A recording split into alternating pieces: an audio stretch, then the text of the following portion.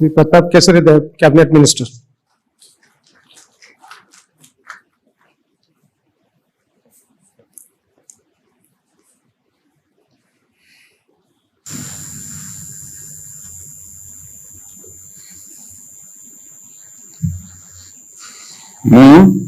ମୁଁ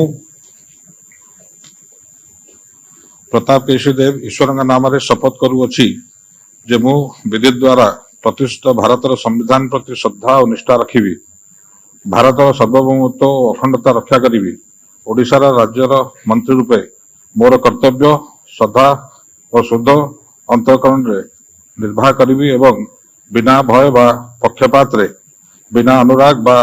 ଦେଶରେ ସବୁ ପ୍ରକାର ଲୋକଙ୍କର ପ୍ରତି ସମ୍ବିଧାନ ଓ ବିଧି ଅନୁସାରେ ନ୍ୟାୟ କରିବି। ମୁଁ